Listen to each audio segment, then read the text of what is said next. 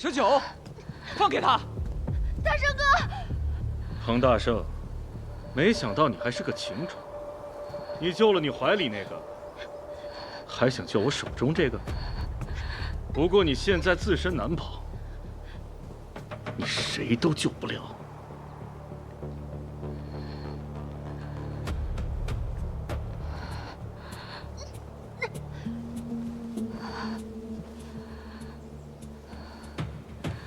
彭大圣，小心！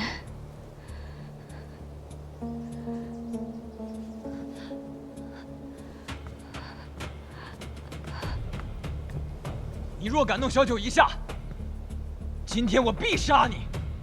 你好大的口气！放开！小九，彭大圣，把玉魄交出来！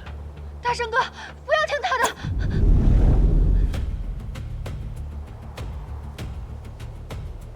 交出来！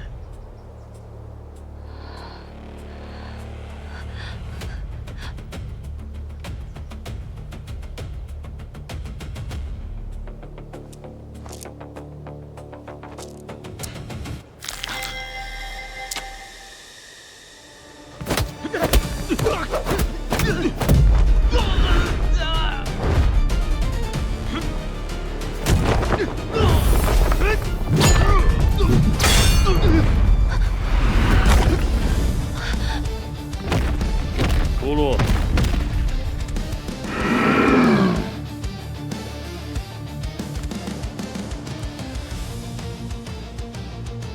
我倒要看看你有什么本事。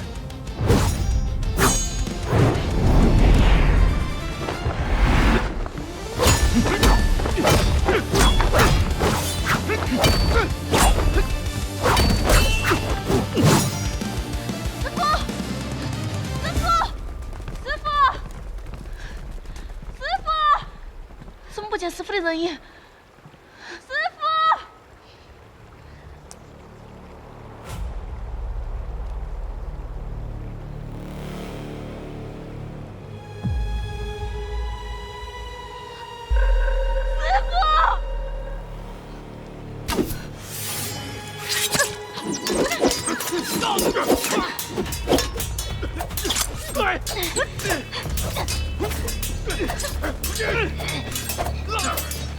打光他们，一个不留！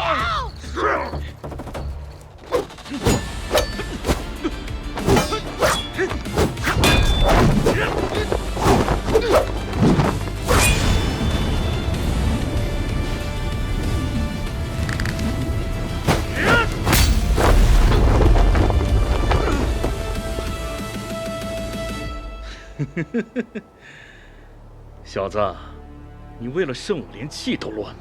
待你内功耗尽之时，你就跟待宰的牛羊无异。废什么话！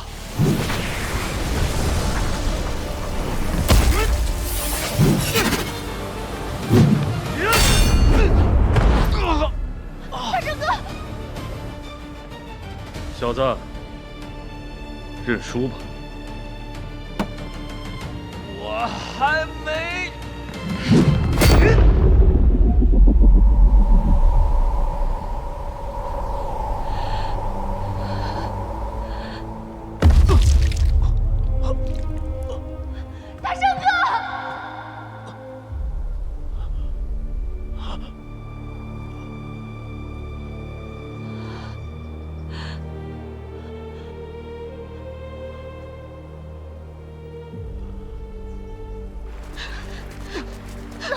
姑娘，小儿，你先走，不要管我了。不行，要死一起死，要死一起死。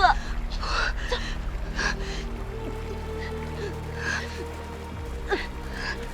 这里，站住！姑娘，你先走我断后。小儿，上。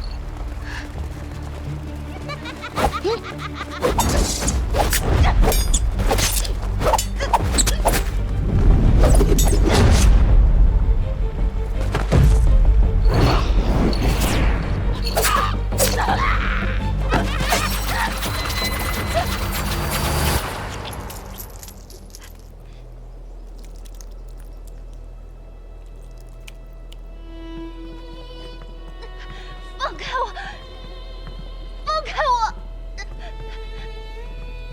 圣哥，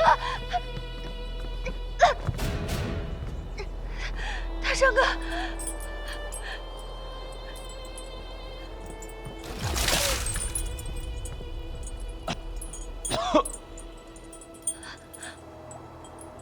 大圣哥，小小，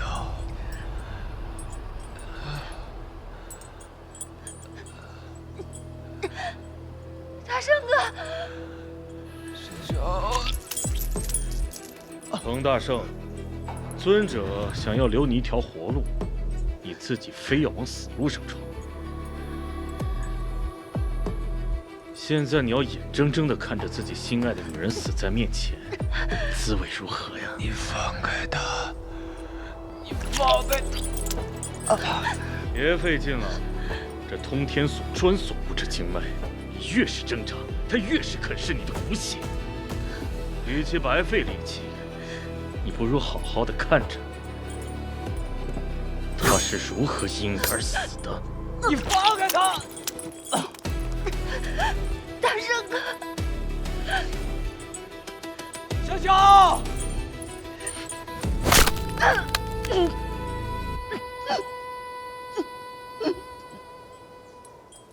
小小，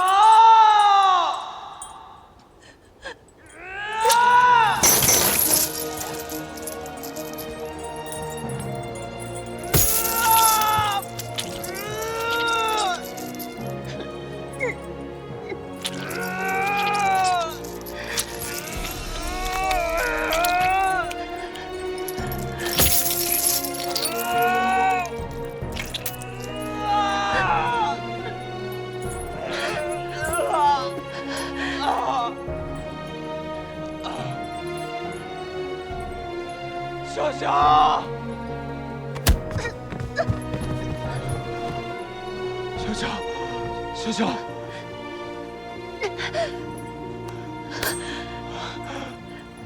我求求你，别动他，我什么都能答应你。什么都可以是吗？把心挖出来，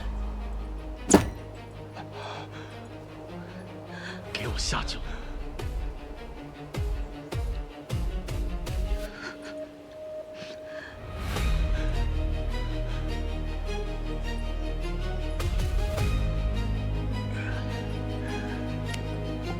大圣哥不要！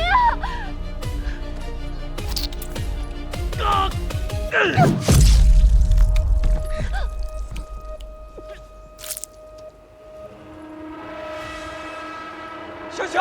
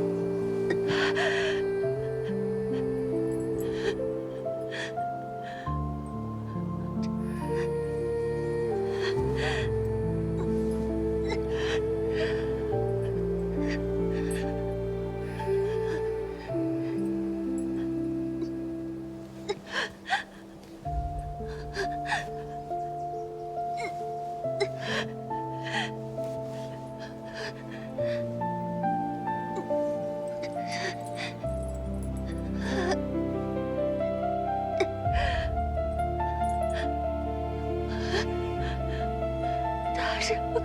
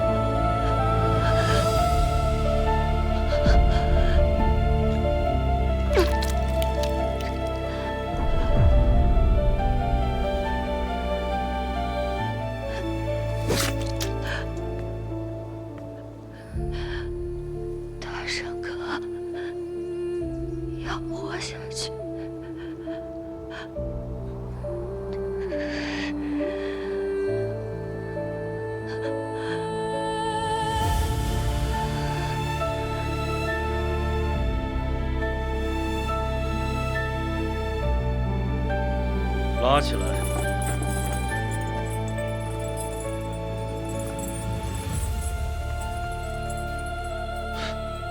彭大圣，看你现在这个样子，你好像一条狗啊！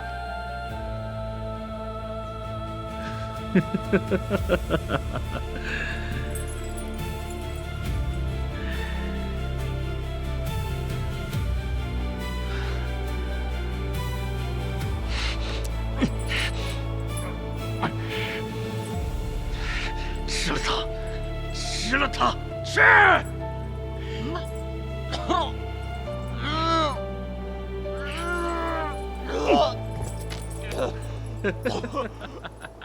一夜如炬，红尘作证，谁把真心换一身伤痕？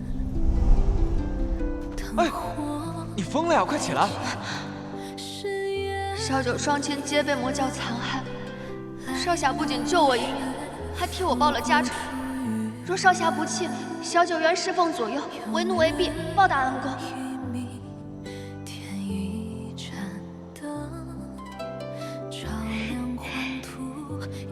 大圣哥放心，小九定会帮你寻遍天下名医，一定会有人治好你的病的。现在仇人已经死了，大仇得报，你后面有什么打算？自然是跟着大圣哥你啊！你去哪，小九就去哪。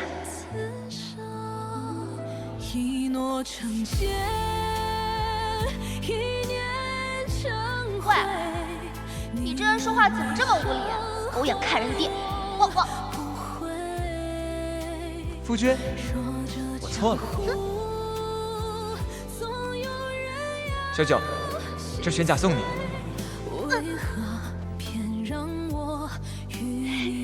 更何况，我早已心有所属。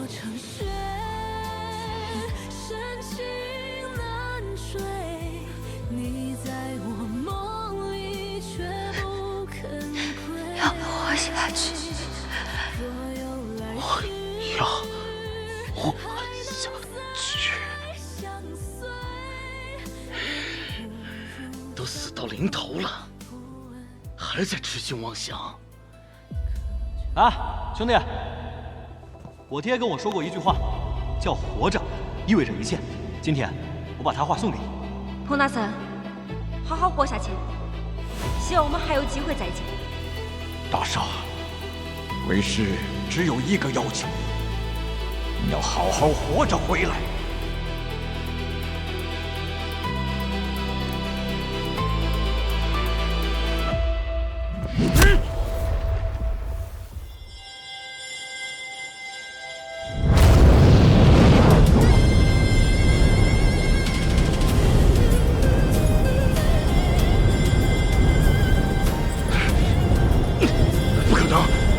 内力已经消耗殆尽了，不可能！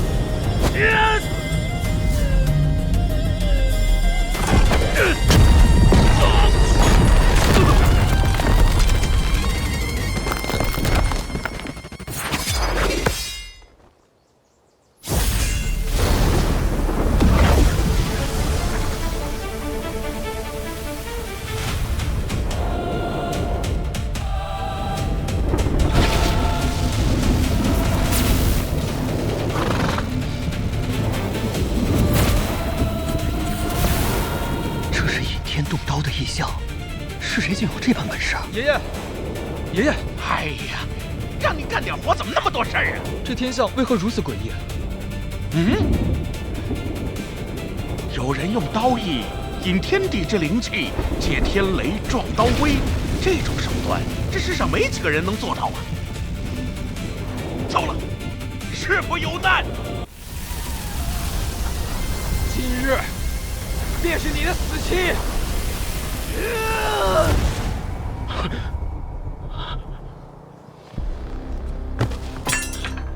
大圣，受死吧！天机玄甲！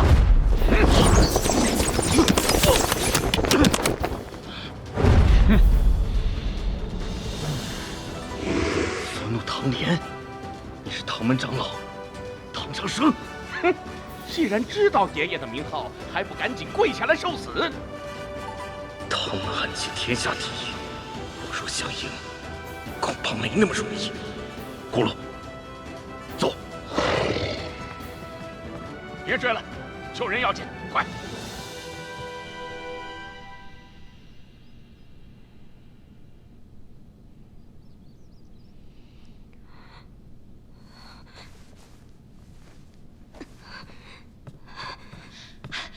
桑女，你醒了。师傅的遗体找到了吗？已经安列了。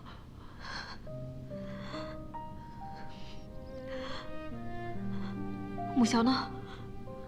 木萧在哪？木生死，他怎么了？你快说！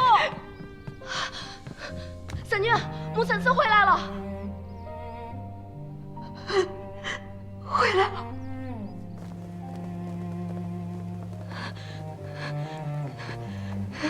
小儿，小儿，小儿，小儿，小儿，二位死。阿弥陀佛，老衲法号了得。我身边这位乃是武当派的清虚道长。我二人带领徒弟，是去往姑苏的半路上，碰巧救下了这位姑娘。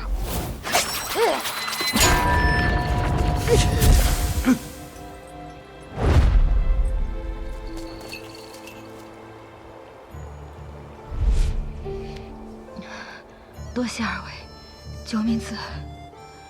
姑娘不必多礼，我二人还有琐事缠身，就先告辞了。阿弥陀佛。恭送二位。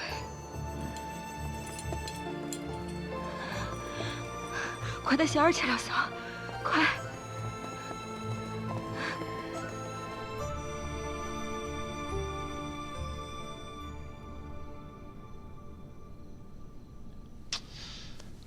哎呀，怪哉，真是怪哉！哎，不是唐老，我兄弟到底怎么样了？自从他吞完那个玉魄之后，他体内的灵力就如野火燎原一般，一发不可收拾。这要换做别人，这七经八脉早就烧得千疮百孔。哎，但是呢，他不但没被烧坏，反而更加的充盈，蓬勃愈发之象。啊，你的意思是我兄弟他无碍了是吧？哎，不是，恰恰相反啊！按照他这种脉象，他只有一种解释，就是他身体内正在炼化玉魄中的灵力。灵力一旦完全释放，他就会遭到灵力的反噬，经脉寸断而亡。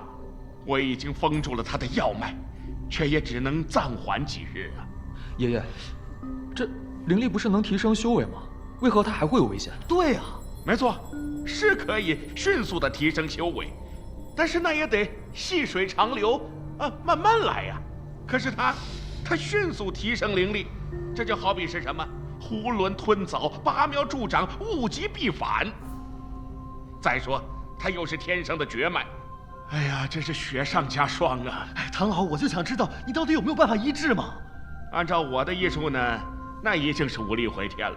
不过他要是迅速的返回师门，让师尊帮他来看呢，也许还有一线生机。否则的话，就算是大罗金仙下凡，那也是束手无策。哎，小九，小九，小九，生死有命，就看他怎么选了。哎。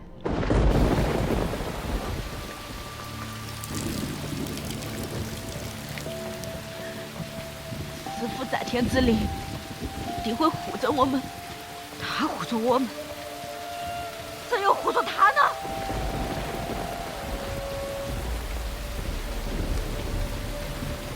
我叫欠下的血债必须血债血偿！去吧，去吧！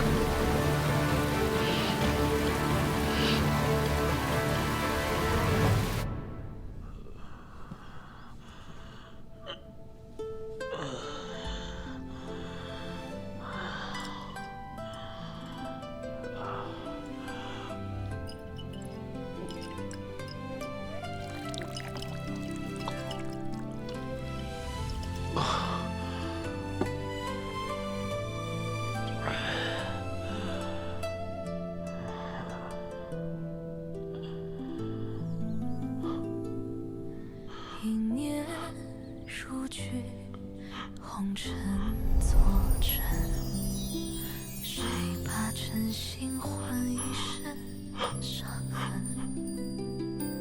灯火未尽，誓言已冷，来路却付不出余温。有人一命，添一盏灯，照亮黄土，也照见离分。有人小乔，你别走！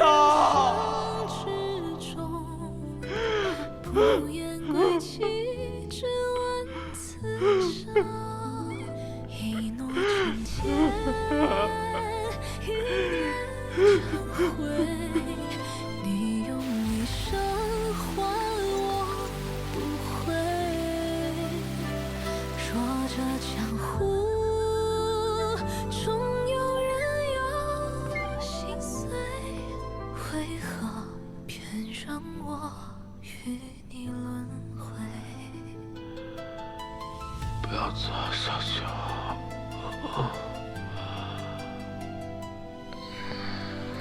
小乔，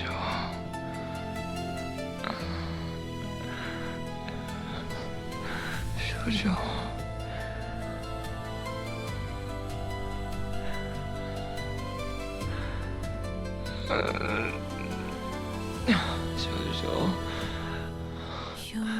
小乔，不要离开我，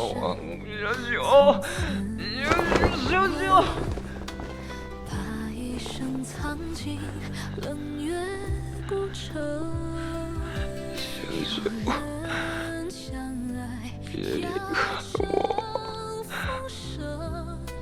小乔，别离开我。一诺成千，一念成灰。你用一生换。或许我永远都成不了你的心上人，可至少这一刻，我曾是你恋着的人，哪怕只是替身，也足够。为何偏让我与你轮回？花落成雪，深情难我早已心有所属。你在我梦里却不姑娘，你该不会是喜欢上他了吧？实不相瞒，我师父从小就告诉我，我是天生绝脉，注定的短命鬼。彭大圣，好好活下去，希望我们还有机会再见。可这一世已无从改写。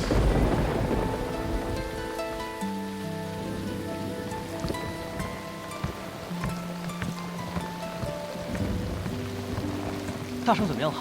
他还没回五虎山吗？还没回，一直把自己关在屋子里喝酒，谁都不见。这可怎么办？我去看看。哎，你先别进去打扰，此番对他打击很大，给他点时间好好想想吧。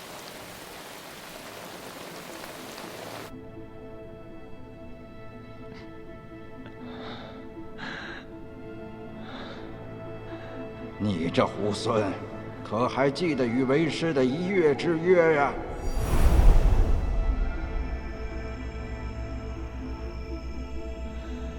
师傅，师傅，你还记得我这个师傅？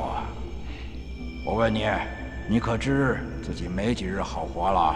哎呀，弟子知道，可是你身陷情关，连自己是谁都快忘了。师傅说的可对？师傅，这也瞒不过你。哎，你下山带的丹药早已服尽，20岁生辰又近在眼前，你小命不要了。哎呀，师傅，我现在还不能回去，这样您了，就想想办法，帮我把这个短命的命格给改了吧。哎呦喂，你还真当你师傅我是神仙呐啊！命乃天定，岂是人力所为？为师能做的，也就是尽力的帮你续命，你懂吧？哎呀，师傅，您就把我下山前给我的丹药再给我多备点吧，3、5个月就够了。啊，你以为给你制药的那些昆仑雪莲是咱自己家后院种的呀？为了你下山这些丹药，为师攒了足足3年，3年才给你凑齐的。哼！那岂不是我回了山门，3年之内也下不了山了？当然不是了，不是3年不能下山，而是你这一生都不能下山了。为何？从命格上算，20岁生辰之后便是你的死劫。倘若在师门之内，为师便可借用毕生所学护你无恙；可一旦离开师门，就是有再多的丹药，也保不了你小命啊！师傅，我要是不回师门会怎样？天道常变异，运数杳难寻。为师只知道，20岁生辰之后的每一日，都有可能是你的大限之日。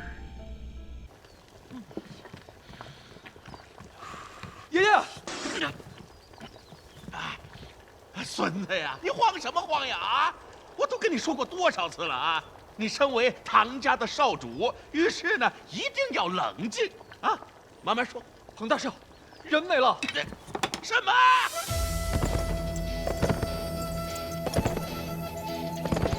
师傅，我决定不回师门了。为何呀？人活一世，草木一秋。可若是违心而活，就算得了长生又如何？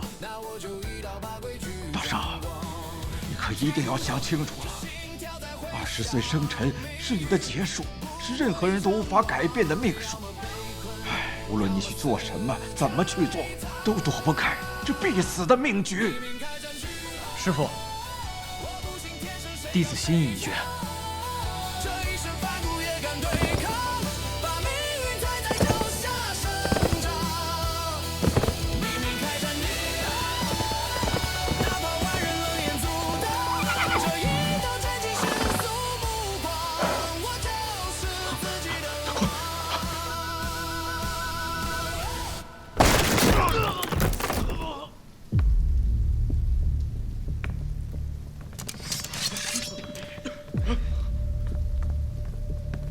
圣，你太平别院的圈套，你是故意引我去的吧？想借魔教的手杀我，给自己捞个清白，你还真是有心机的很啊！我听不懂你在说什么。不知道我在说什么，那你或许知道他说的是什么。张姑娘，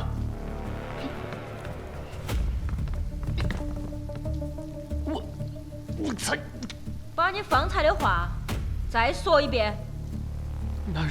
那日是林少，林少让我引彭少侠到太平别院探病，事成之后又派人灭我的口。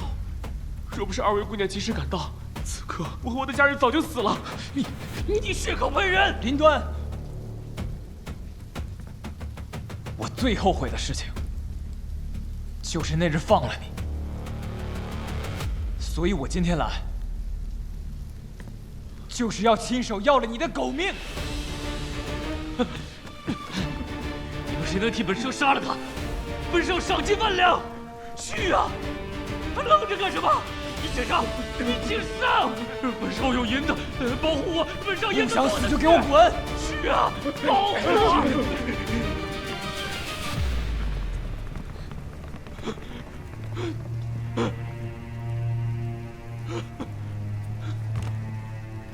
对不起，彭大侠，你别杀我！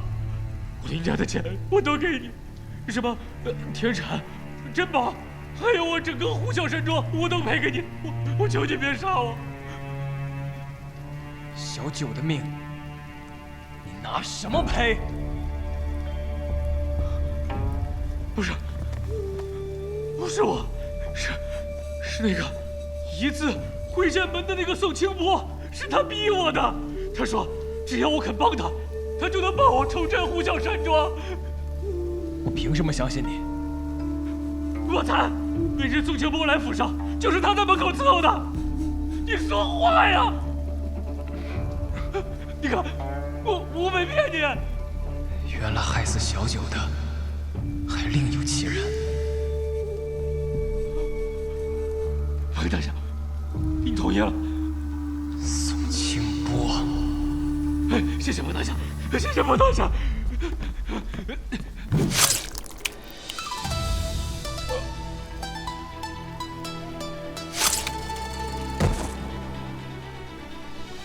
害死了小九，我怎么可能不杀你？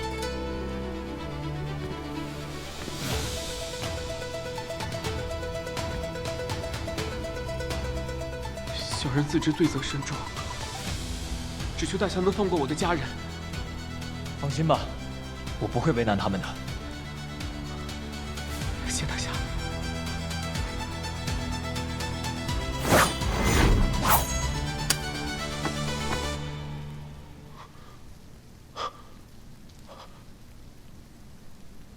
你是因为家人性命被胁迫无奈而为，我不杀你。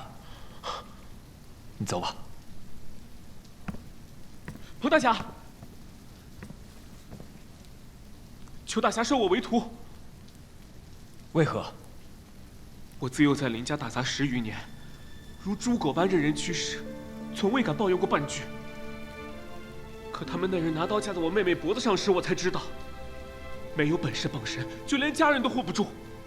我想跟您学武，不求扬名江湖，但求能护住家人。魔教闯入我家那夜，爹娘为了护我，不惜以命相搏，而我却连自保之力都没有。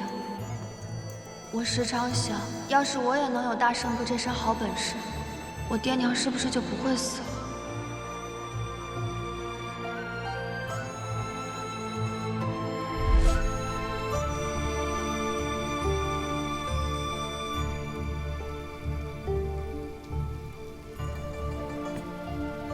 你起身吧。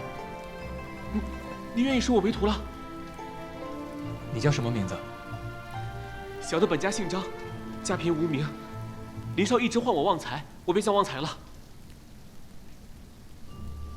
我师父曾跟我说过，无虑则无忌。你以后就叫无忌吧。谢师父赐名。还有，你记住，以后不要见到人就下跪磕头。在这个世上，除了天地父母，没有人值得你跪。徒儿谨遵师命。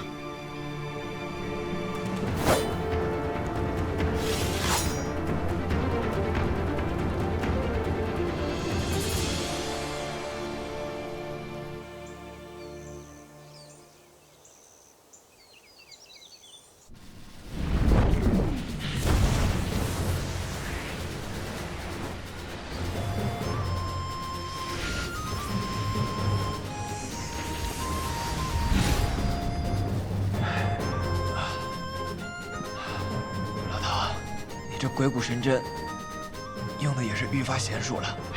师傅呀，您就别再夸我了。您体内的灵力呢，虽然是加速了您的修为，但是它也在燃烧你体内即将枯竭的脉数。如果你再这么肆无忌惮、没有节制的用，一旦这个灵力攻到了你的心脉，就算是大罗金仙下凡，恐怕也是无能为力呀。小时候，师兄他们在外头练功，师傅就让我回房间里读书，怕太阳晒着我，怕寒风吹着我，我就像一棵永远长不大的葳蕤兰草。可师傅不知道的是，我更想做一棵野草。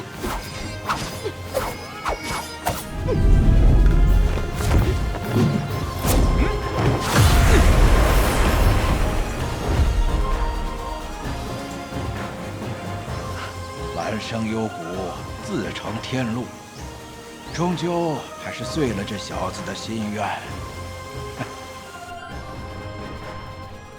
师傅，你真不打算回师门了？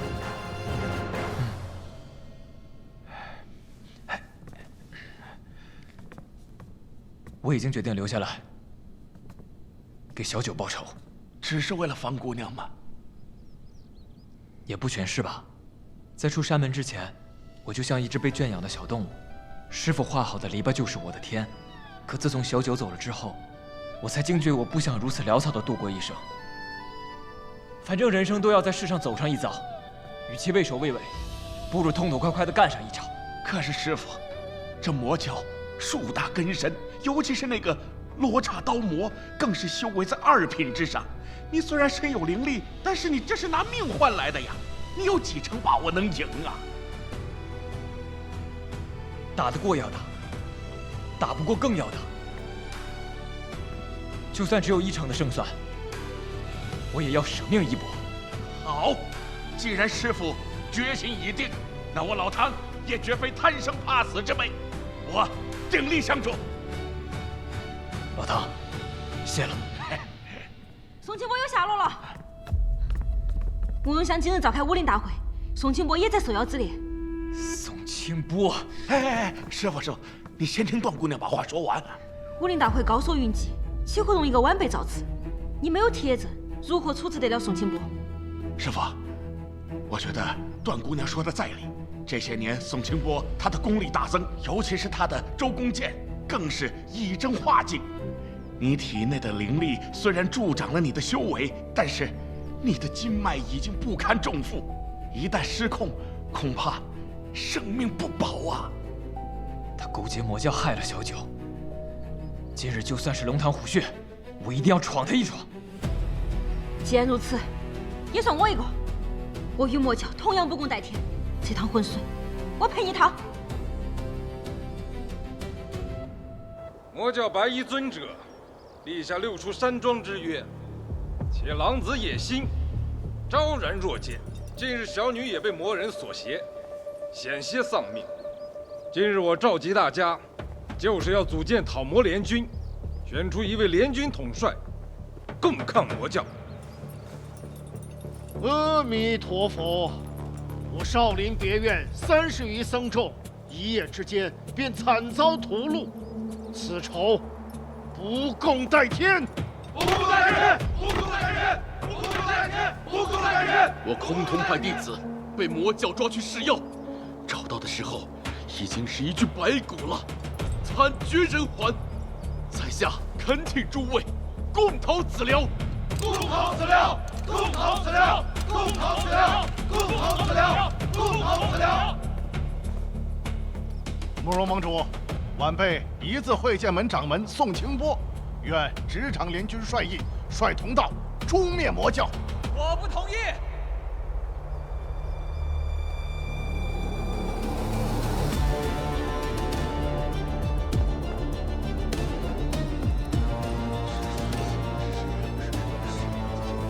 这位便是那永挫北邙双煞师徒的彭少侠吧？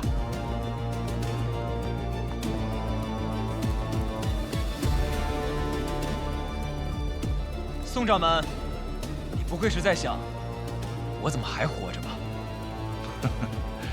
彭少侠，你说这话我怎么听不明白呢？那我就把话说得再明白点儿。宋清波勾结魔教，在太平别院给我设下杀局，想要置我于死地，可如今又转头过来，想要当这个讨魔联军的联帅。你的这个嘴脸，不觉得龌龊又可笑吗？各位同道，今日的武林盛会，只有掌门才有资格列席。这个狂徒无名无实，依我看，赶紧把他赶出会场才是。宋掌门，彭大圣话还没说完，你就急着赶人，怕不是做贼心虚吧？宋清波，那彭大圣说的话是真是假？慕容盟主明鉴，我宋清波对天发誓，如有此事，天打五雷轰。阿弥陀佛，彭少侠，你对刚才所言可有何凭据吗？凭据，马上就到。真是信口雌黄呀！你无凭无据，就敢诬陷一派掌门？请问慕容盟主，空口无凭就构陷同道中人，按江湖规矩，该受如何惩戒？若无凭据，须破3节以示清白。破3节？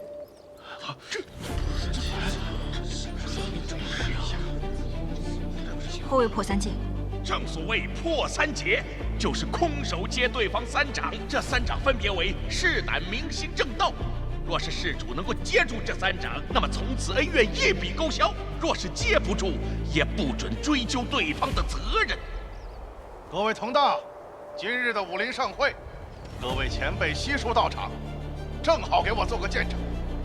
彭大圣，你敢不敢接我3掌啊？宋掌门如此着急，不会是想要杀人灭口吧？你胡说八道什么呢？试问，在下如果自愿接这3掌，诸位前辈，可愿听我一言？在座的诸位，自然会彻查此事，还你一个公道。好，那我彭某自愿破3节，以示清白。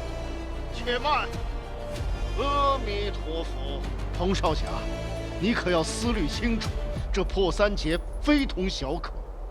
此前先例非死即伤，顿无全身而退之人。你要知道，这3掌下去，怕是性命不保啊！多谢前辈好意，我意已决。既然如此，彭少侠，开始破节吧。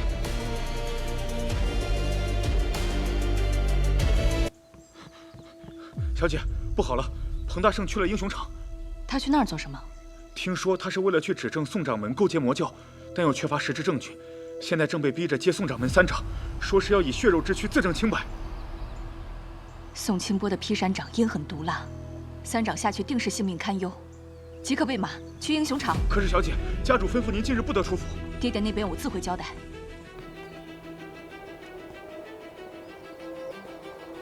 这3掌我定要倾尽全力，绝不能让这小子有一线生机。哼，彭大圣，你如果现在反悔还来得及，否则等会儿不论你是死是伤，我都不会手下留情。宋掌门，你不会是手软了吧？还是说，你这个一派掌门是靠嘴吹出来的？不自量力，受死吧！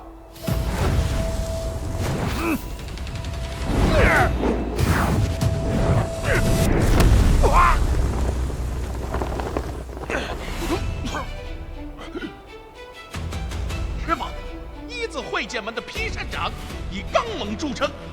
哎，宋清波对此功法练的那是炉火纯青啊！但是他不知道师傅你有灵力护体。师傅，你只要将灵力布于膻中穴，即便是他的掌法再刚猛，他也抵不过你体内灵力的1/10。彭少侠年纪轻轻，竟然凭借自身内力，硬是扛下1掌，当真是人中龙凤啊！没死吧？宋掌门，你是在给我挠痒痒吗？还是说，你刚才没吃饭啊？小子，你仗着内力雄厚硬接我的劈山掌，不算数。亏这只说不能出手，又没说不能用内力。宋掌门，菜就会些多练，何必在这儿强词夺理、贻笑大方？你，邓姑娘，放心。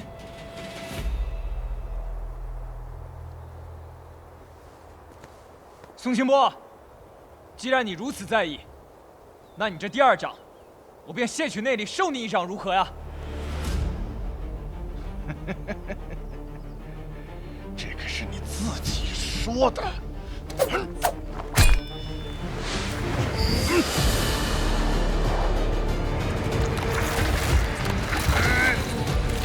这是何路掌法？怎么会如此怪异？宋清波，你这个指甲黑的仿佛那个鹅爪风，要不然回去找个大夫看看吧。邱掌门，请看，这并不是掌法，而是爪法。方才，宋掌门在凝气之时，双手指锋如钢钩，分明是将掌力逼成了爪形。这等阴毒路数，绝非正道武学。没错，这乃一字会剑门的禁术，掌心淬有西域奇毒，便会心脉寸断而死。师傅呀，这第二掌我就不知道你如何接呀。我师傅常说，这刚猛如洪涛，柔转似流水。这洪涛再烈，只要遇到这绕山的流水，也得乖乖改道。哼，我倒是要看看，等会儿还能不能笑得出来。这一掌，我要让你尝尝心脉断裂的滋味儿。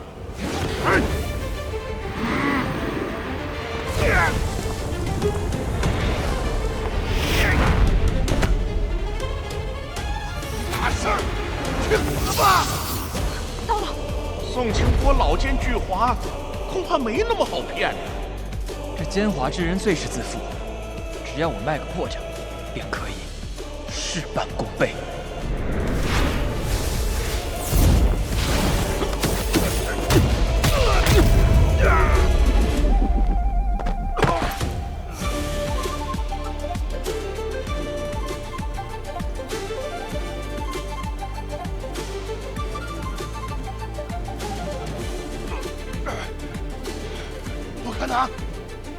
泄去内力了，怎么可能？武功可不只有刚猛这一条路可以走。堂堂一派掌门，不会连这个都不知道吧？方才彭少侠的一隐一闪，看似轻描淡写，实则每一分力道都顺着宋掌门的掌风流转。呵呵，当真是深得武学三昧啊！彭少侠小小年纪就有这般见识与身手，将来在武学一道上的成就，怕是不可限量的。小子，你使诈！分明是你使诈在先！你刚刚的掌法阴毒至极，明明想要置我于死地，站着不动让你打，那才是愚不可及。宋清波，你一把年纪了，还说别人出钱使诈，丢不丢人？阿弥陀佛，宋掌门，方才老衲看得真切，的确是你先坏了规矩。宋掌门，你现在只剩下了最后一掌了吧？闭嘴！岂有此理！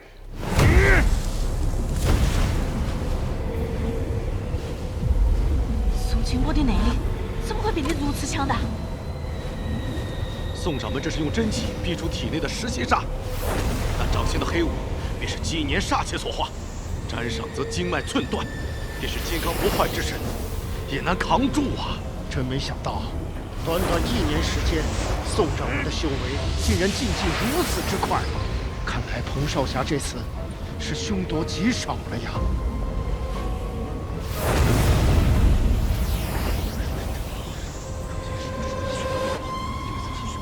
彭大圣，受死吧！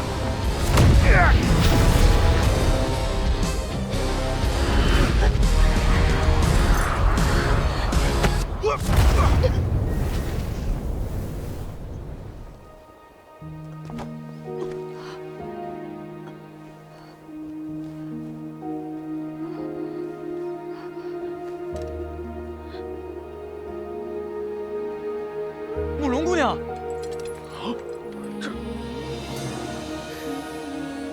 青儿，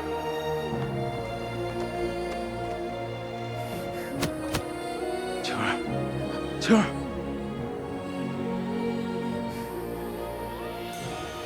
你怎么样，青儿？爹，替我保护大圣。来人，带小姐回去，众人好好医治。是。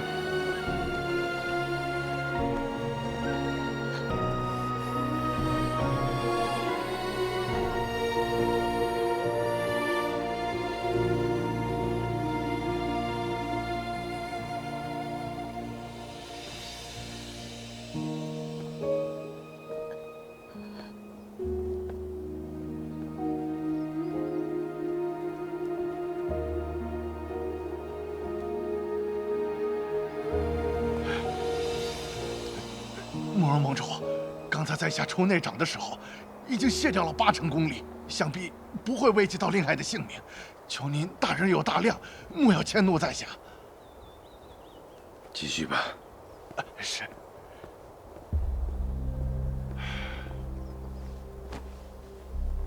宋掌门的3仗已经打完，接下来各位是不是可以听彭大圣一言了？阿弥陀佛，彭少侠，你若有什么话，尽管直说吧，我等自会替你主持公道。多谢大师。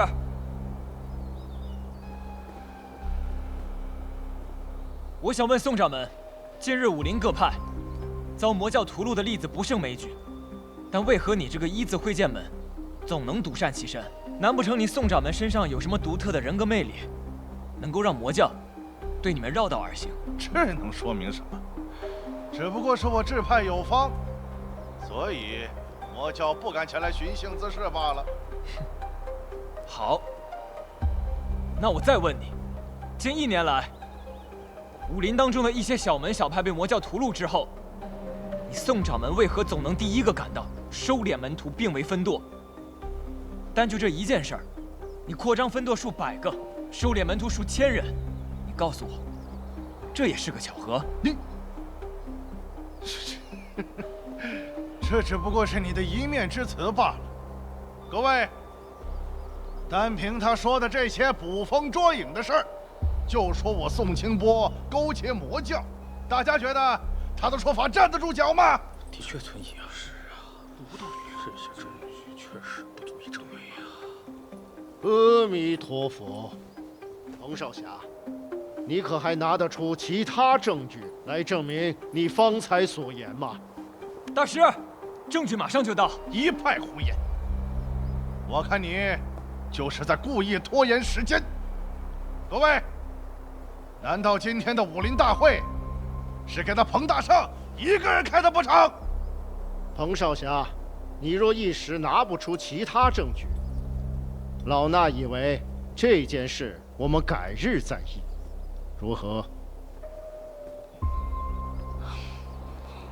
证据到了。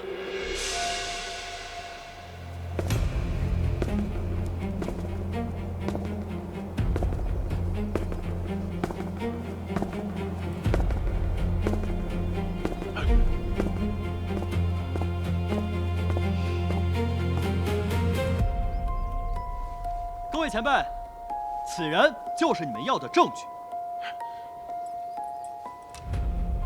晚辈本是一字会剑门中弟子，前几日曾亲眼目睹宋掌门与魔教要人会晤，因担心被掌门灭口，这才连夜逃离姑苏，逃奔江北。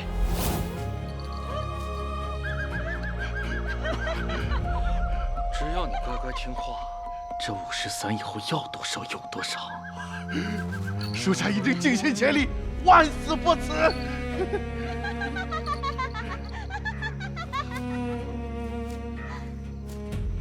弄香楼近日有探子得知，有一字会剑门的弟子逃亡到江北，将此事告知于我，我连夜把他带回姑苏，当面指证宋清波。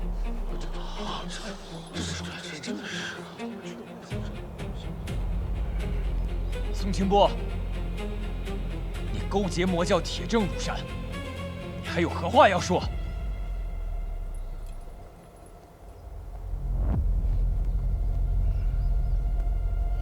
八蛋！如果不是因为你，老子早就登上了联军统帅之位。你为何存心要坏老子好事？你唆使林敦害死小九，今日我必要你血债血偿。是吗？好，那就得看你有没有这个本事了。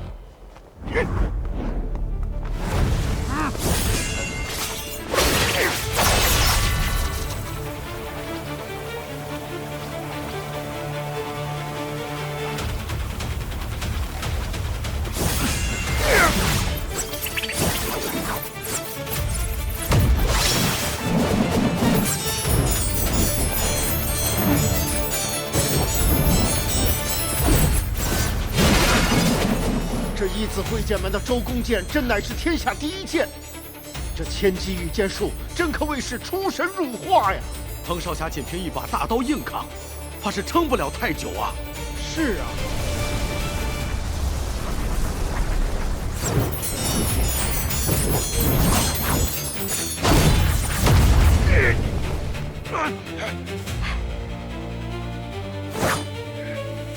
小兔崽子，看来老子还真是小觑了你。没想到，老子的周公剑都奈何不了你。什么狗屁周公剑？我看是你人脸皮够贱。哼，牙尖嘴利。既然你这么着急投胎，那老子就成全你。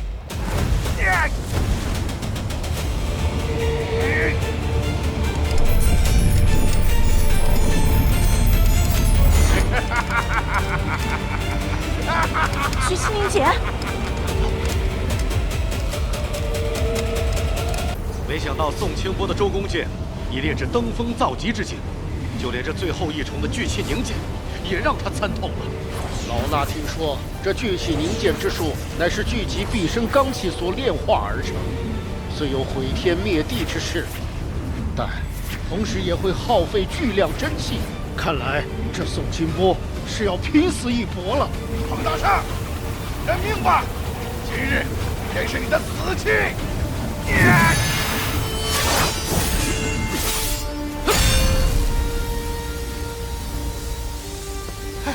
别过来！这是我跟他之间的恩怨，我今日必亲手了结他。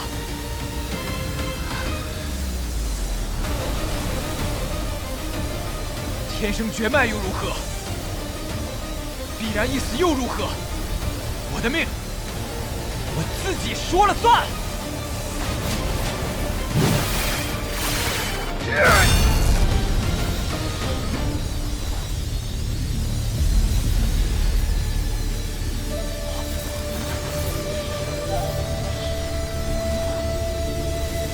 彭大圣，认命吧！今日便是你的死期！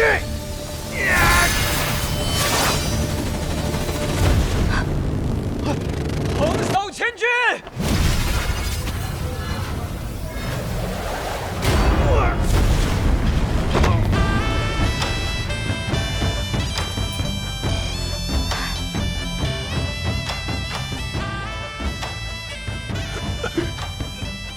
你的刀意怎会如此强烈？因为我杀你之意，比刀意更烈千万倍。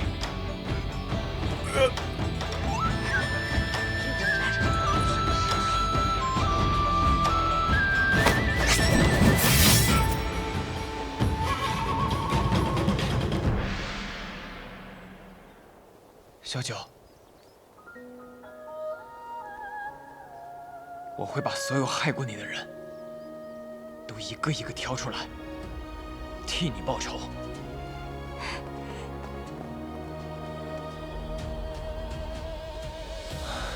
阿弥陀佛，真是善恶终有报，天道好轮回呀！彭少侠为武林除此大害，实乃大功一件。我看联军统帅就不用选了，就让彭少侠来做，如何呀？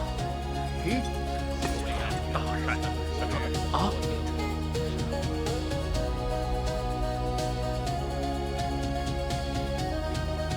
且慢，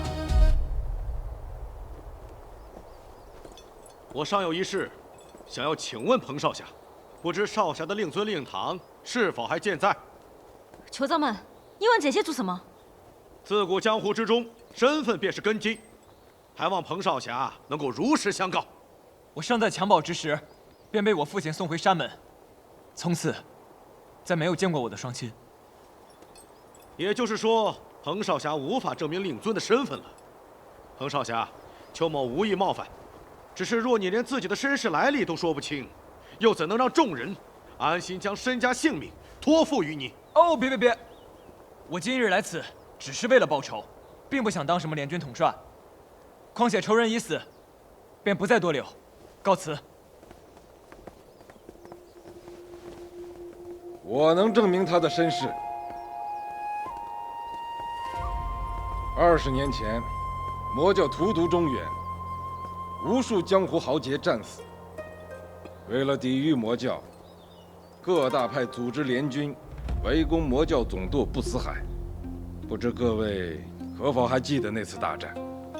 阿弥陀佛，老衲曾有幸与少林前方丈一同参与过此战，而今仍记忆犹新。我记得当年，那魔教教主白衣尊者竟凭一己之力力克8大派掌门，8大派高手竟无一幸免。那等威势，至今想起来，还令人心头发寒呐。此战在下已有所耳闻，听闻大战过后，白衣尊者已是强弩之末。恰时慕容庄主与一位来历不明的彭大侠尚有一战之力，二人乘胜追击，合力将白衣尊者打下幽冥谷的万丈深渊。从此以后，白衣尊者杳无音信，而魔教如丧家之犬，再也没有掀起过风浪。你们说的对，只是有一点不同。当时我被白衣尊者重创，根本无力再战。是你说的那位大侠，他以一己之力将那魔头打下了万丈深渊，他也因此耗尽了真力，命不久矣。慕容庄主为何突然提起这桩20多年前的旧事啊？是啊，你口中的那位大侠，他本名叫彭真，曾经与我是结义兄弟，而他与你们眼前的这位彭少侠关系匪浅。那次大战之后，彭大侠自知时日无多，为了保护他的骨肉不被魔教寻仇，他便决定将他在强暴之中的儿子送回他的师门去寻求庇佑。在他做出这个决定的时候，曾经求我誓死守护这个秘密，因此我才隐瞒至今。慕容前辈，你到底想说什么？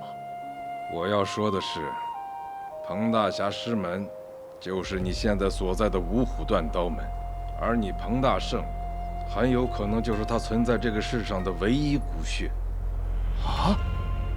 这彭大侠的儿子。可是慕容前辈，如果我父亲跟我同出一个师门，那我师尊为何要骗我？这个问题简单，无非是他怕你为父报仇，去与魔教为敌，怕你重新走上你父亲之死的覆辙。比武招亲那天，我看到了你佩戴的玉魄，我清楚地记得，那是我彭真兄弟的贴身之物，而你也说过，那是你父亲留给你的信物，从你的年龄来推断，也恰好吻合。试问大家，这世上焉有如此巧合之事？不过师傅，我爹是个什么样的人啊？他就是仙师祖最器重的一个门外弟子。20年前把你送到山门，就再也没出现过。不过啊，既然他把这玉魄留给你，想必定有深意。机缘到了，自会清楚。难道这就是师傅所说的机缘？阿弥陀佛，慕容庄主乃是当年那场决战的亲历者，所述言之凿凿，定然非虚。彭大侠舍生取义，听起来真是让人肃然起敬。早闻彭大侠之名如雷贯耳，如今见棋子风骨，方知何为虎父无犬子啊！各位掌门，列位同柴，大家请看这块英雄碑，这上面的碑文乃彭大侠当年亲手所撰，这上面写着“侠非逞凶，乃护苍生”，也成为后世武林的纲要。当年彭大侠以一己之力守护了武林的安宁，如今他的骨血就站在我们的眼前。试问，如果让彭大侠的儿子担任这个联军的统帅，大家是否觉得妥帖？哎呀，有道理。阿弥陀佛，当年彭大侠舍身未到，而今彭少侠又为我武林除一大害，我少林自当鼎力相助，推举彭少侠为联军统帅。我空统绝无异议，有彭少侠领军，定能继承彭大侠之志，荡平魔教余孽。我昆仑派也支持，高江派支持，好，既然大家都无异议，从即刻起，各派挑选精锐，组成联军，由彭大胜任统帅。明日发兵6出山庄，剿灭魔教，还我武林一个朗朗乾坤。诛除魔教，归我武林；诛除魔教，归我武林；诛除魔教，归我武林；诛除魔教，归我武林；诛除魔教，归我武林；诛除魔教。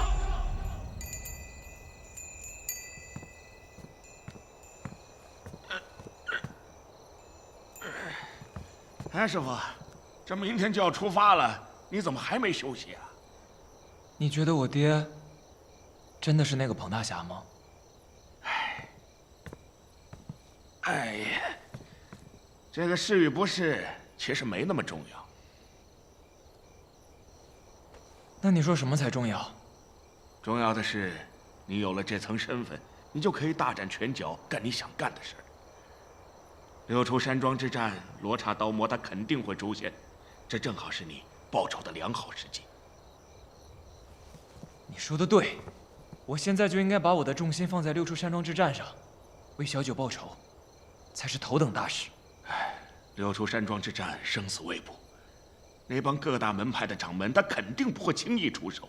师傅，你一定要多加小心呐。老唐，你信命吗？我师父说这是我命定的结束，无论如何，都难逃一死。那师尊都有言在先了，你为什么还要逆天而行呢？因为我不信命。师父常说天命难违，可他老人家不还是费尽心思的为我续命？他能为我逆天改命，我又为何不能摆脱这命运的枷锁？不是师父，你还能把天捅破吗？捅破这天又如何？如果人命真是天定，我就和这天斗上一斗，以天地为战场，以星辰为锋芒，纵然粉身碎骨，亦是浑然无惧。这样的人生，岂不快哉？哎呀，我老唐是老喽，只能尽些微薄之力了。灵雾崖上的七叶还魂草该收了，此物啊，性情温和，正好采回来给你压压体内的灵力。我这就去把它采回来，顺便在山里啊也静静心。师傅，明天还出发呢，早点休息吧。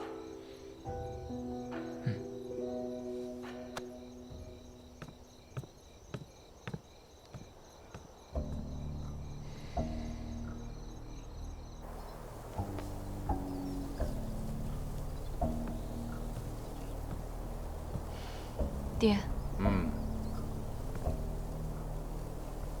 你的伤还未痊愈，应该静养，赶紧回房休息。爹，你明知道6出山庄是魔教的陷阱，为什么还要举荐彭大圣去做联军统帅？这不是让他去送死吗？爹做的这一切，实在是为了你。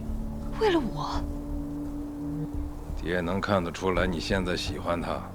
可是他偏偏出身低微，难以与你相配。佛素金身便可居于庙堂之上，他若是泥胎，连自身都难保。我捧他做这个统帅，实则是在给他铺路。可那日在武林大会上，爹说她是彭大侠的遗孤，难道这是假的吗？晴儿，你给我记住，他彭大圣是谁不重要，重要的是你现在心里有他。他若再不识好歹，我能给他塑金身，也能给他拉下神坛。可彭大圣毕竟救过我的命，我不在乎他是什么身份，我只要他平安。糊涂！比武招亲那日，他敢当众悔婚，就凭这一条，就够爹杀他100次。要不是他在这些少侠中还算出类拔萃，你又对他产生了情愫，你觉得爹能让他活到现在吗？若此次去6出山庄，他被魔教之人所害怎么办？那也是爹对他的考验。他若是能经得住考验，那说明他有实力与你相配。若他要是不敌被杀，那是他命不好。一个命数不好的人，怎么配得上我慕容香的乖女儿呢？爹，行了，赶紧回房歇着。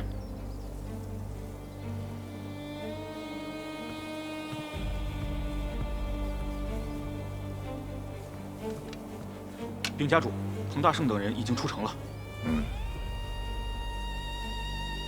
晴儿，总有一天，你会明白爹的苦心。这武林大会上，个个拍着胸脯喊“荡平魔教，荡平魔教”，你看这来的都什么？跟老弱病残似的。还有，那各大派的掌门都纷纷说有事来不了，可这送死的事情咱们干，好处让他们分呗。你跟个唐僧似的，叨叨叨念了一路了，有完没完？再念下去，魔教要人死不死我不知道，我得死路上。你爱死不死，我还懒得看你。本来也没指望他们能帮什么忙，壮壮声势总是好的嘛。前方3下便是6处山庄了。有何异样？庄门紧闭，庄内树荫闭目，难辨虚实。这样，我先带人进去打头阵，你们在此等候。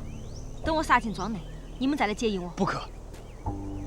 白衣尊者定下6处山庄之约，定有所谋。若是贸然进庄，恐陷入被动，任人鱼肉。可我们都来了，总不能一直在此徘徊吧？这样，当姑娘你带着人守在山庄上，我一个人进庄，探得庄内虚实之后，我再释放信号，你们再带人前去接应。不行，太危险了，万一被一尊者在庄内，你一个人岂不是自投罗网？总要有人以身为饵，一探虚实的。可是别可是了，堂兄、萧兄，你们带人守在山上，没有我的信号，不可妄动。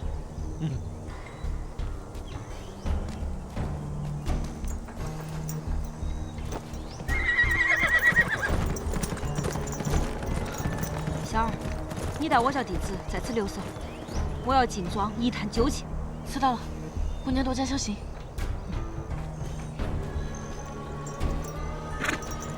走。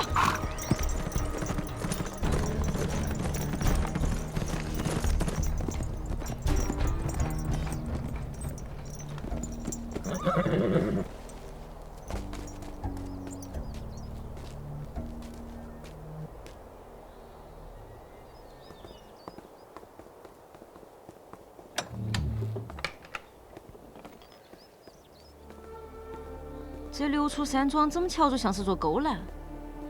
我们不会走错了吧？2位贵客风尘仆仆，车马劳顿，主人已准备琼岩洗尘，请跟我来。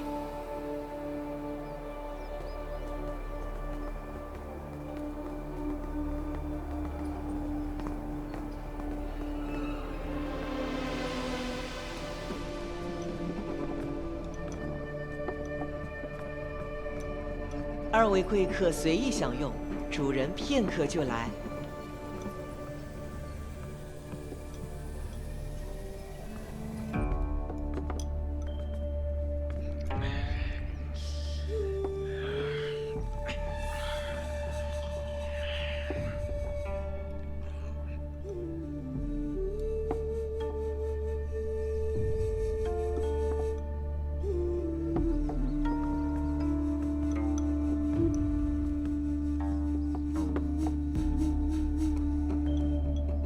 这6处山庄竟内藏玄机，真巨楼就藏在其内。进庄后，我怎么感觉不到半点杀机？但却总感觉有点怪怪的。小心为主。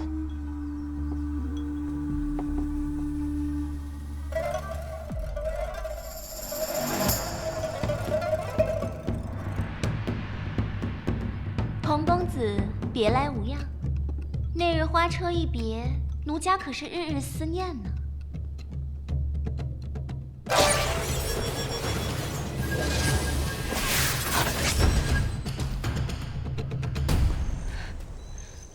这都半天了，一点动静都没有，该不是遇到什么麻烦了吧？穆姑娘，你不用担心，凭我兄弟的修为，就算遇到什么麻烦事儿，也不可能手足无措的，对吧？再说了，不是段姑娘也在吗？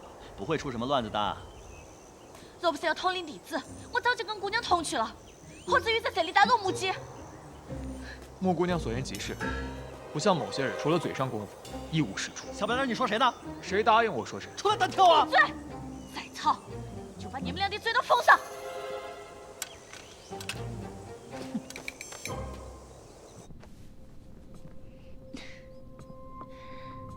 你笑什么？奴家记得上次见面时，公子身旁跟的可是位娇俏可爱的小娘子，如今倒是换了一位飒爽泼辣的侠女。不曾想，公子貌似敦善无欺，实则是一个始乱终弃的薄幸了。你胡说什么？只要你肯归顺尊者，想要多少美人没有？那你且说说，你家尊者想让你说些什么？如今武林各派各怀鬼胎，弊政层出。公子身怀异柄，想必一是不堪与宵小为伍。尊者可助公子拔除宝座上的荆棘，一统江湖各派，扶立公子成为名副其实的武林共主。条件呢？条件很简单，公子只需俯首为臣，拜尊者为尊师，从此江湖太平，万事皆休。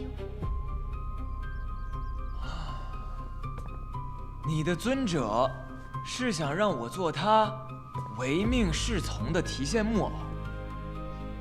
公子说笑了，凭我家尊者的实力，一统江湖只是时间问题。捧你坐上高位，实在是看重公子的才干，求贤若渴。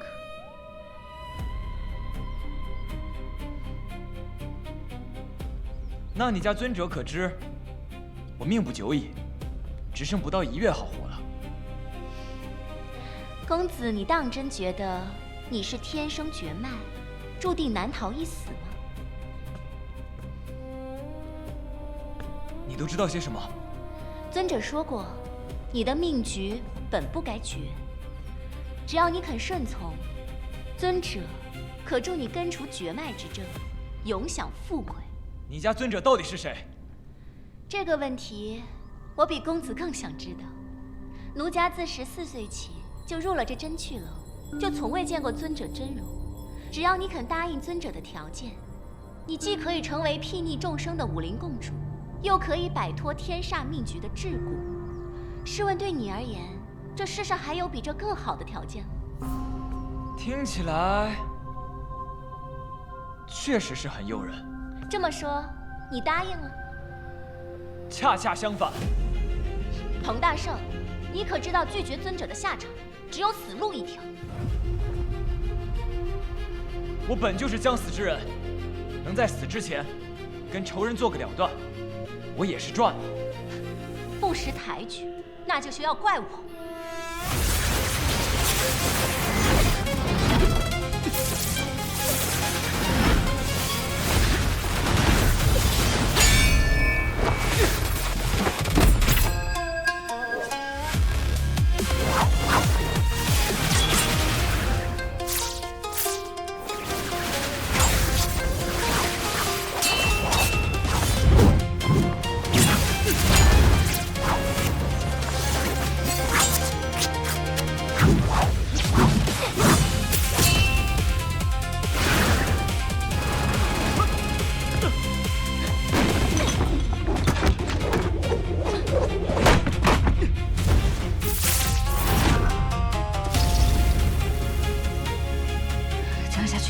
藏不了多久。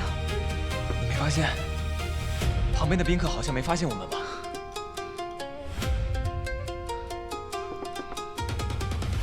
出此怪异。一会儿我先引他们的注意力，你寻机而动。这点本事还学人家弹琴，不如回家教孩子去吧。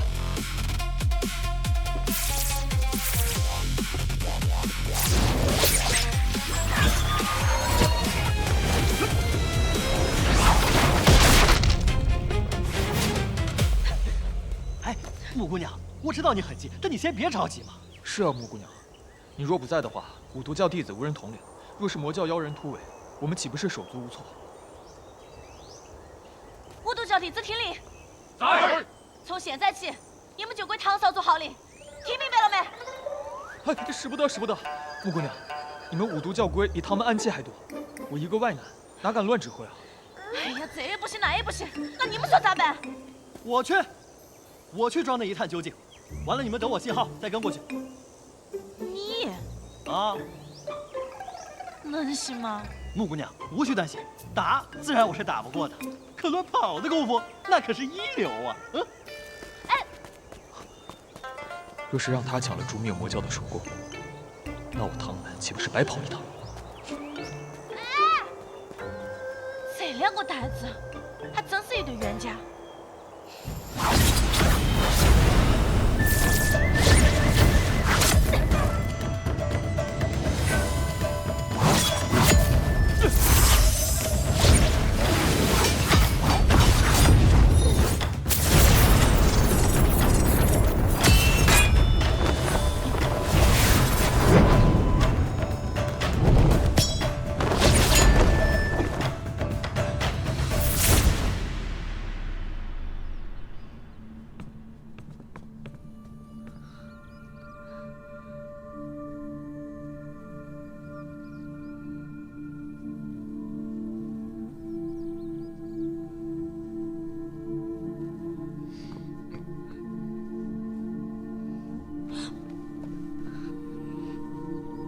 你没事吧？没事。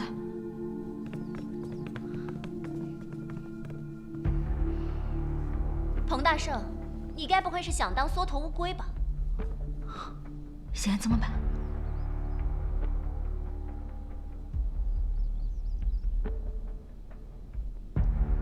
只能赌一赌了。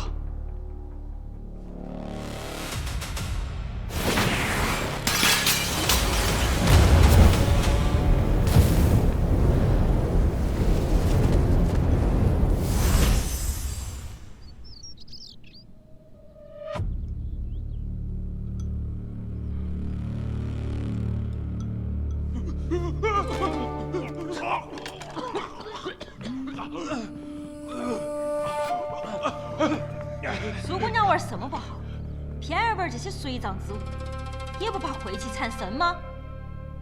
你们如何识得破我的玲珑幻术？方才段姑娘挥剑破喉时，未见半点血迹，我便笃定，这几人绝非人形。想必从我们入门听见琴声那刻起，便进入到了你的幻境了吧？所见所闻，皆是虚妄。既然你们看出了端倪，又怎知我的幻术聚火呢？五行幻术属阴，需借水气凝形，聚烈火焚身。而你这庭院当中流水潺潺，想必正是借着这水气稳固幻阵，迷惑人心。公子果然聪慧过人，奴家很是钦佩。不过，奴家的幻术从未加害于人，只不过是利用人性的贪嗔痴怨，还施彼身罢了。苏爷爷，你以争取了的勾栏艳女，招引侠客入厝，再用幻术迷其心智，将他们收归己有，害得多少人家破人亡。如此下三滥的手段，你还敢说自己从未骗人？好一个牙尖嘴利的小娘子！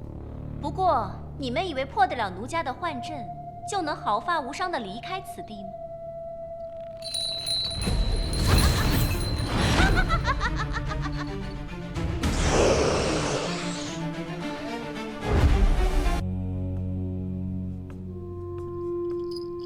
唐公子，几日不见，倒是越发俊朗了。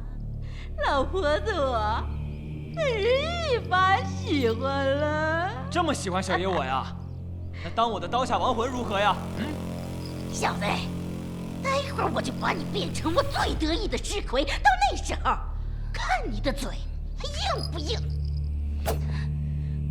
老妖婆，我今日定要取你性命，为我师父报仇！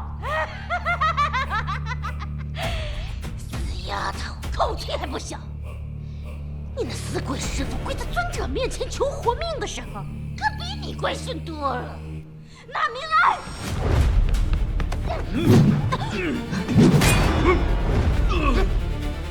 罗刹刀魔人呢？让他滚川受死！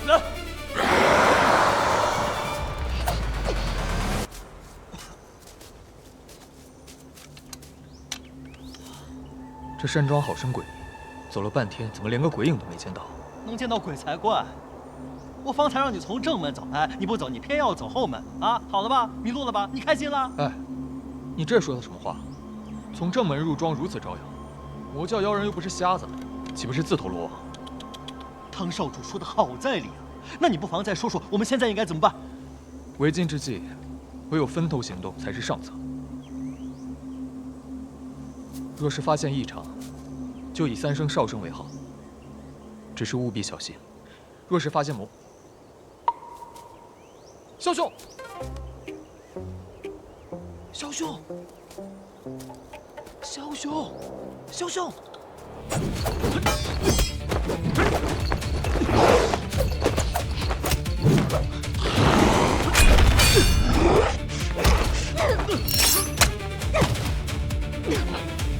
赵姑娘，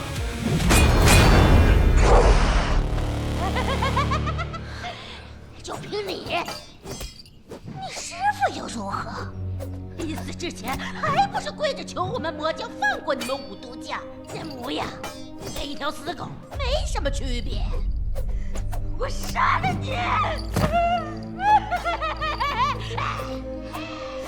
你师傅临死前还中了我的尸骨毒，我亲眼看见他躺在地上是满地打滚，那5脏6腑被我的蛊虫给咬的，化成了一腔血水。临死前还哭着求我饶过青瑶，饶过青瑶，好不可怜呐！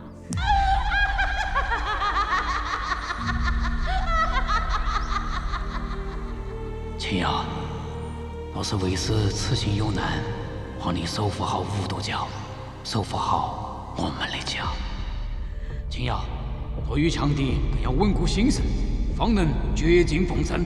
今天我就带你去找他。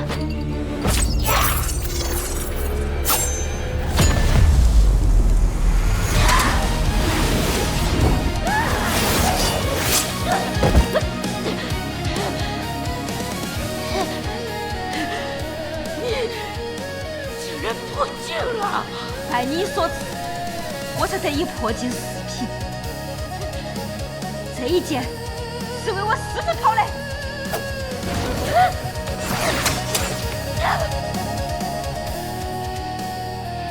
这一剑是为被你们害死的五毒教弟子讨来。这一剑是为天下千千万万被魔教毒害的江湖侠士讨来。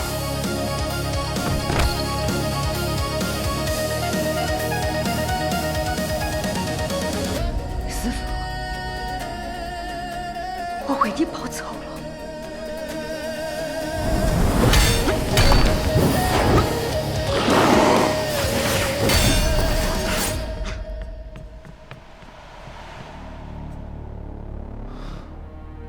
终于肯现身了。不过是死了个女子罢了，不值一提。不过那个小女子倒是挺硬的，她死到临头还在护着你，只可惜她跟错了人，注定死路一条。我定要将你碎尸万段！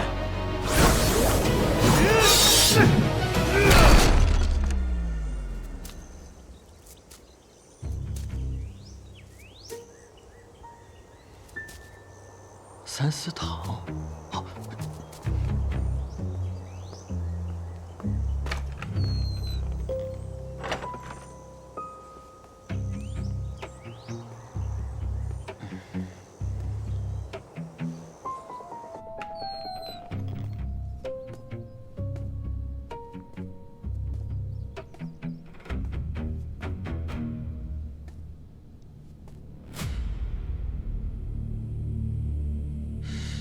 奇怪了，人怎么不见了？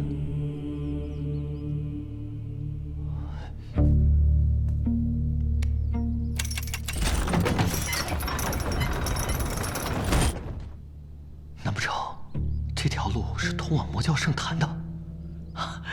我真是个天才！啊！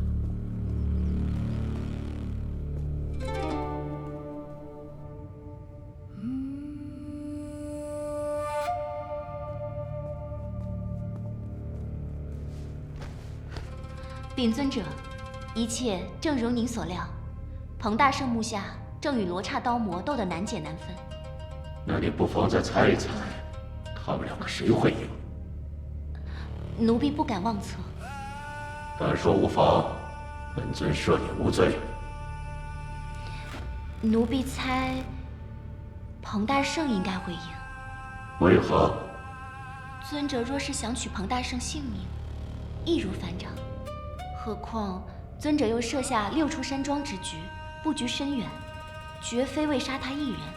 所以，奴婢斗胆猜测，或许彭大圣活着，对尊者而言更有价值。你能理解到这个层面，本尊甚理。不过我什么时候说过我要饶他不死了？尊者，我……宋爷爷，别忘了你的命是谁给的。奴婢的一切，皆为尊者所赐，粉身碎骨也难报万一。那你还敢背着我，对那小子动情？奴婢没有。你没有？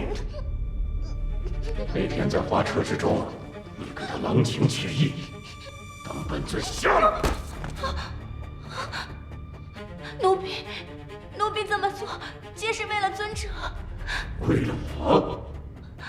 那日奴婢若全无华魁姿态，势必会引起万人疑心真去楼。奴婢自无知觉，实是未免打草惊蛇。为了尊者的大计着想，绝非奴心所愿。尊者若是怪罪，奴婢这就以死谢罪。行了，真不愧是我兄弟啊！连花魁苏爷爷都已经拿下了，小子艳福不浅呐！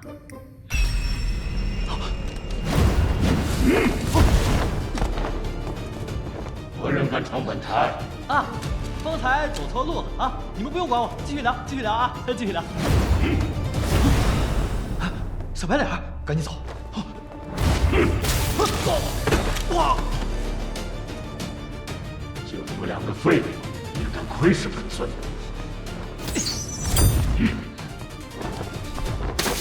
别追了，地下的石杖坛乃本尊的煞气所化，他们两个人不可能活着出来。随本尊去看看外面的情况。是。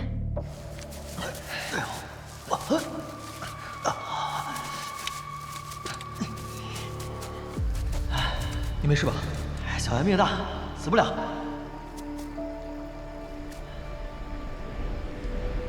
如果没看错的话，这些杖里应该是煞气所化，沾之必死。只不过是些瘴气吧，少见多怪。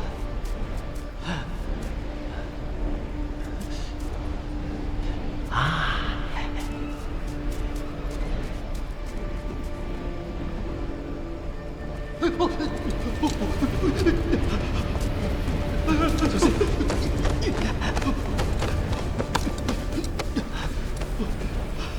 这是石杖业火，沾之可入肌里，粉骨蚀骨，不死不灭。这也太邪门了吧！你发现没？这四周的杖里离我们越来越近了。乖，还真是啊。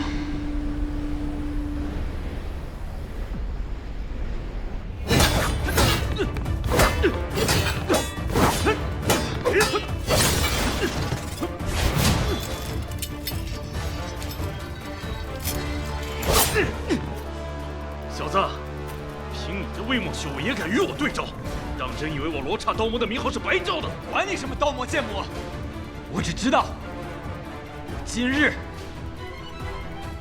必杀你！哼，小子，几日不见，刀法精进不少。既然这样，就让你见识一下什么叫真正的刀道。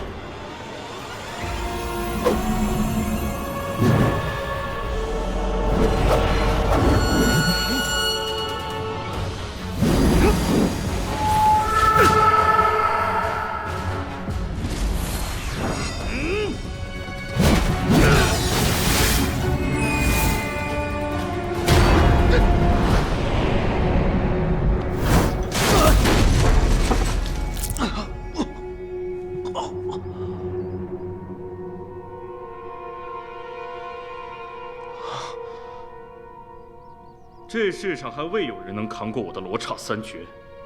你的奇经八脉已断，你至多还有1个时辰可活。这么说，你的真气也散尽了吧？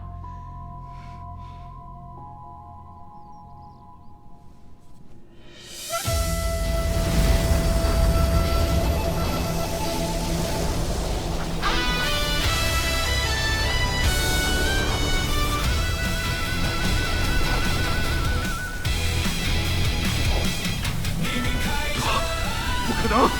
我分明已经打断了你的奇经八脉。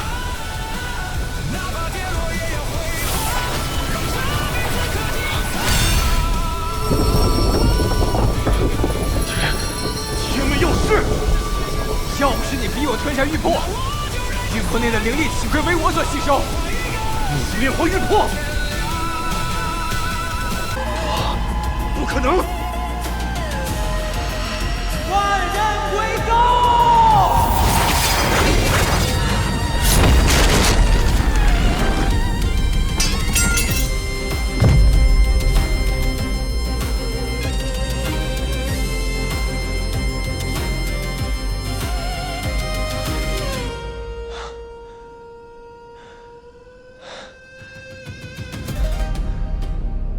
小九，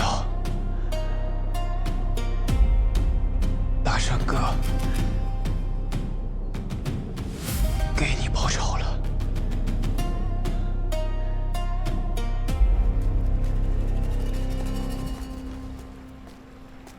别找了，我都已经找过了，出路只有瘴疠下的水潭，跳下去也是死路一条。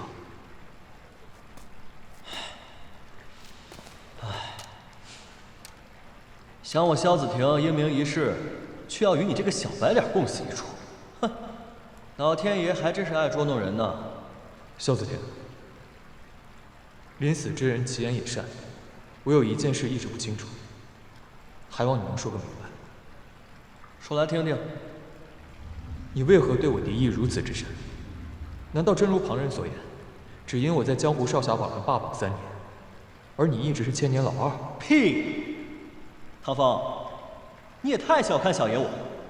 那个什么破榜单，我压根儿就没正眼瞧过。那是为何？你当真不记得了？也对，你当时年纪还小，自然不知道详情。10年前，我娘得了一场大病，我爹得知，只有你们唐门的秘药千机饮，才能救我娘的命。后来，我爹带着我们去往唐门求药。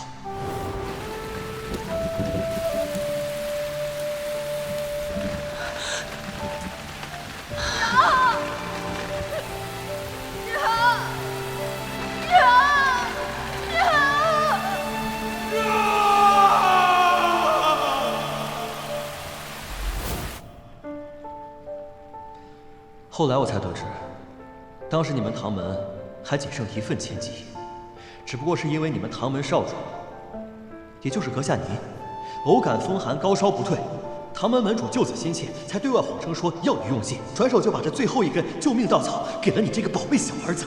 你原是如此，所以我耿耿于怀，小肚鸡肠是吗？我不是这个意思。那你是什么意思？我只知道，如果当时你们唐门救了我娘，我娘压根儿也不会死。萧兄，此事是我唐家亏欠你，我替家父向你和令尊说一声对不起。切，少在这假惺惺了！你有这个时间，不如想想怎么逃出去吧。我可不想死在这儿，变成孤魂野鬼。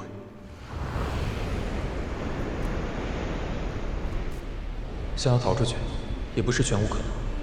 这师瘴性喜嗜血，若是有人能以血为引，吸引瘴烈汇集，另外一个人便可趁机跳入潭水，顺着水流找到出口。你为什么不早说？你干嘛？愣着做什么？还不快走！你疯了！萧子，千机饮虽能治褥疮，却含剧毒。家父当年不给，是怕你母亲体虚受不住。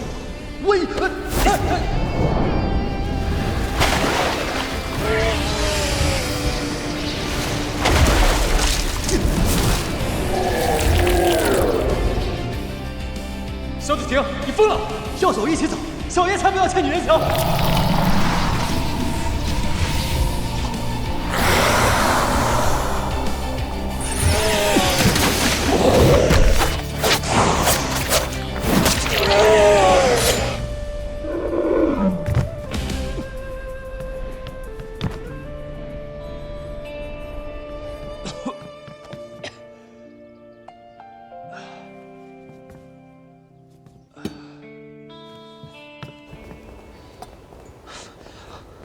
彭兄，彭兄，你没事吧？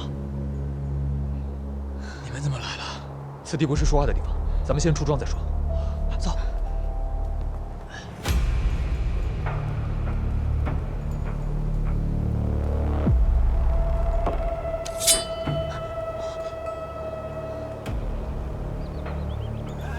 你们两个还真是走了狗屎运，落入本尊的石杖坛，还能活着爬出来。老妖怪，你那什么狗屁石杖坛是放屁崩出来的吧？臭不可闻的！找死！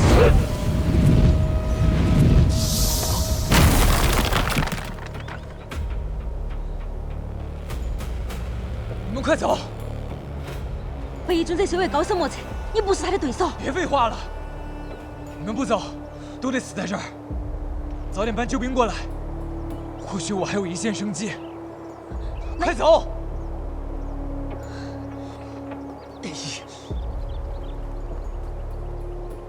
洪大圣，你来了。老妖怪，小九之死，是不是你意为之？是又如何？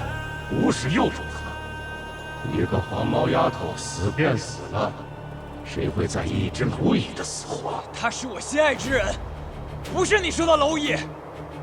所以，你想替他报仇？不妨一试。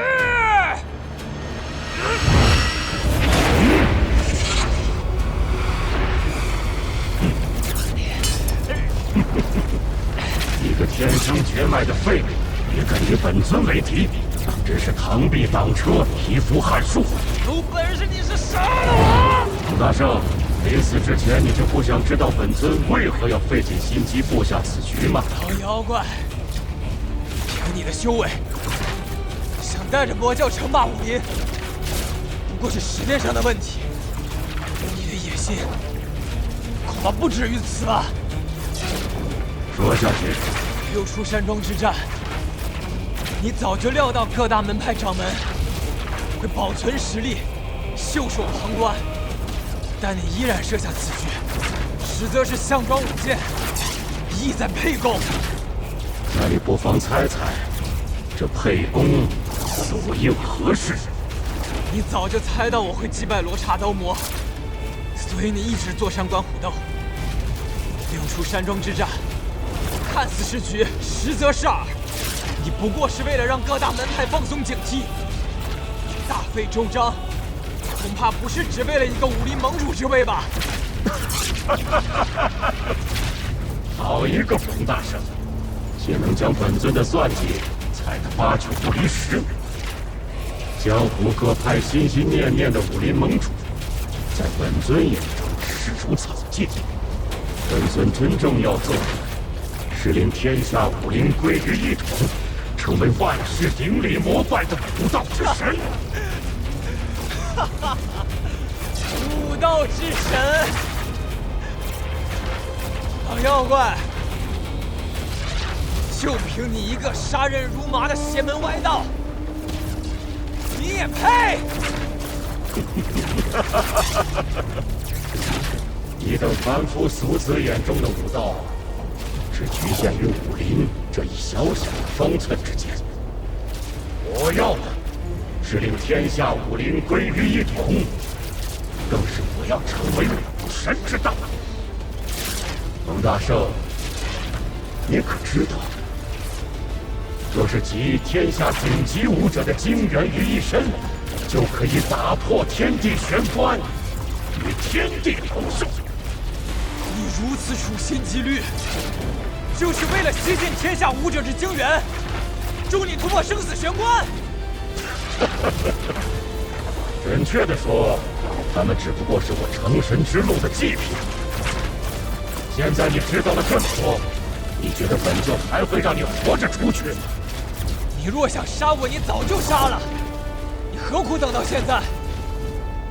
你还需要我活着出去，才能够让各教掌门深信你们魔教不堪一击，连我这样的无名之辈，你们都奈何不得。你就这么自信本尊不会杀你？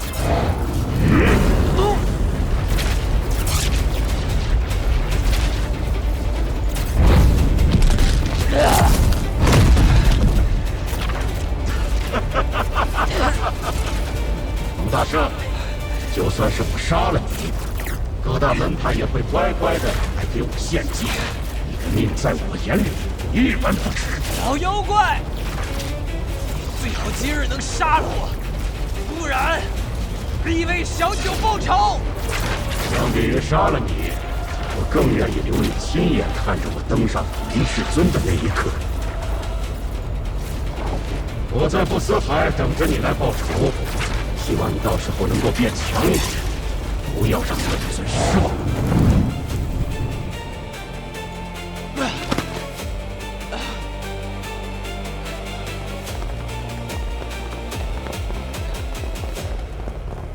彭兄，彭兄，彭兄。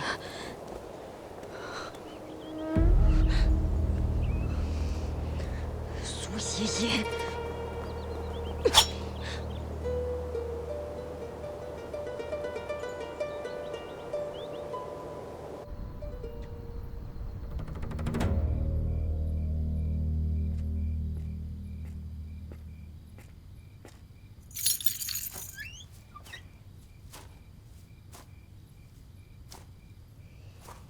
若你是来审我的，就请回吧，我无话可说。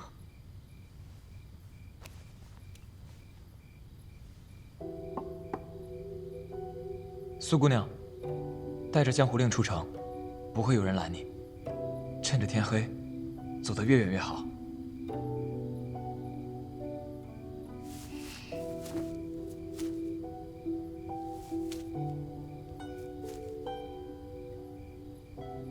你就这么放我走了？我只想知道一件事儿：白衣尊者到底是谁？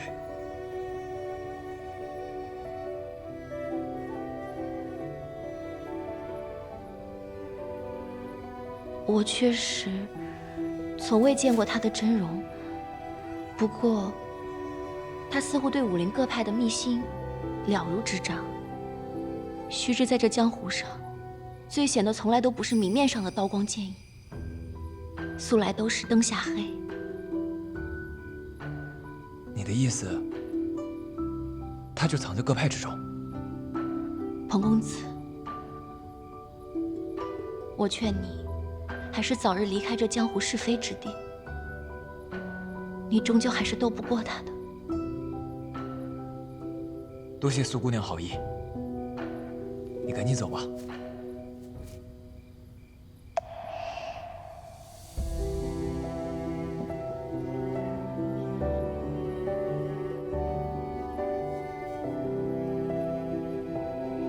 彭公子，我还有一事想问。时至今日，你还是忘不掉那位方姑娘吗？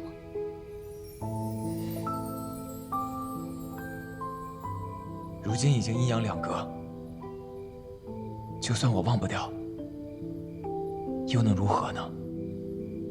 若你还能再见她一面呢？我素来不想欠别人的，